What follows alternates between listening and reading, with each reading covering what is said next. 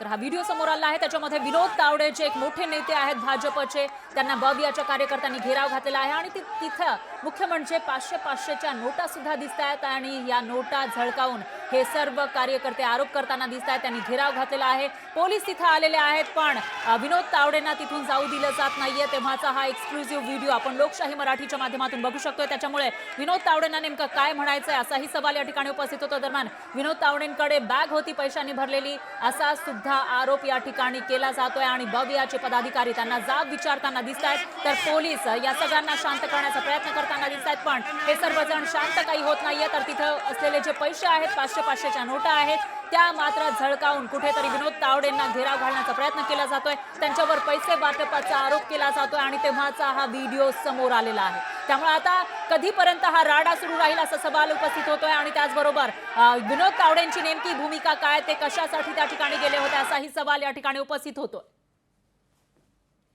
आणि राष्ट्रवादी शरदचंद्र पवार पक्षाच्या विद्याताई चव्हाण याही आपल्यासोबत जोडल्या गेल्या आहेत प्रतिक्रिया देण्यासाठी.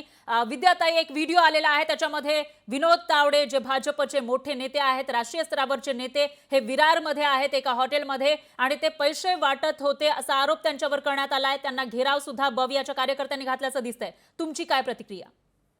हे अत्यंत नीचपणाचं कृत्य आहे की लोकांना निवडणुकांसाठी आम्ही इथे सगळीकडे फिरायचं, तयारी करायची की निवडणुकांमध्ये आपल्याला जास्तीत जास्त सीट्स निवडून आणता येतील आणि यांनी इथे पैसे वाटप करायचे. यांचे राष्ट्रीय नेते इथे येतात आणि पैसे वाटप करतात. विनोद तावडेंना आज रंगेहात पकडलेलं आहे. हितेंद्र ठाकूर यांनी सांगितलेलं आहे की 5 कोटी रुपये त्याच्यात डायरी आहेत, त्याच्या लॅपटॉप आहेत, सगळे, आणि तरी सुद्धा अजून ऍक्शन का घेतली जात नाही. पोलीस फक्त हितेंद्र ठाकूरांच्या कार्यकर्त्यांना बाजूला व्हायला सांगते आहे, परंतु पोलिसांची हिंमत नाहीये की यांच्यावर कारवाई करायची. म्हणजे हे चाललंय काय? निवडणुका घेता कशाला तुम्ही?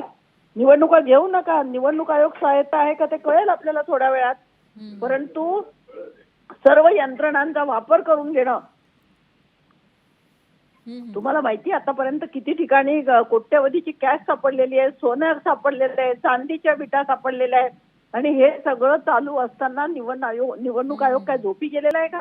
निवडणूक आयोगामध्ये दम नाहीये. तो अमित शहा आणि नरेंद्र मोदींच्या हाताखाली काम करतोय. हे सगळं आम्ही बिलकुल सहन करणार नाही. विनोद तावडेंना ताबडतोब अटक झाली पाहिजे, त्यांच्यावरती कारवाई झाली पाहिजे. काय चाललंय हे? पैसे वाटप करतायत, दारू वाटप करतायत आणि वर दमबाजी चाललेली आहे. हितेंद्र ठाकूरांमध्ये खरा दम असेल तर त्यांनी दाखवून दिलं पाहिजे की आम्ही इथून जाणार नाही आणि हे सगळं ताबडतोब सगळं उघडकीला आलं पाहिजे प्रकरण, आणि जे कोणी पैसे वाटप करतायत त्यांना अटक झाली पाहिजे. कारण हे निवडणुकांच्या मग कशासाठी निवडणुका घेता तुम्ही? तुम्ही ईव्हीएम तुमचं कॅप्चर करणार, तुम्ही पैसे वाटप करणार, तुम्ही दारू वाटप करणार आणि तुम्ही विरोधकांवरतीच वरती आरोप करणार की पैसे. ते प्रवीण दरेकर काय म्हणाले? ते म्हणाले नाही हे आम्ही कॅश वाटत नाहीये. शरम वाटत नाही तुम्हाला खोटं बोलायला? हे काय चाललंय? भाजपचं हे षडयंत्र आहे. भाजपला कायम सत्तेत राहायचंय. सर्व स्वायत्त यंत्रणांवरती त्यांना स्वतःचा कब्जा पाहिजे आहे. इव्हन सुप्रीम कोर्टापर्यंत ते प्रेशर आणायचा प्रयत्न करतात आणि हे सुप्रीम कोर्टच्या जजेसने सुद्धा प्रेस कॉन्फरन्स घेऊन सांगितलेलं आहे. सगळ्या मीडियाला कॅप्चर करायचं बघतायत. ते मीडियाला सुद्धा स्वायत्त ठेवलेलं नाहीये आणि हे अत्यंत अत्यंत अत्यंत खालच्या दर्जाची निवडणूक आहे आणि हे नैतिकता यांना काहीही राहिलेली नाहीये. तुमचा मुद्दा लक्षात आलेला आहे आपल्या प्रेक्षकांना. दरम्यान धन्यवाद तुम्ही दिलेल्या या प्रतिक्रियेसाठी. यानंतर लोकशाही मराठी ऐका, पहा, जागरूक रहा.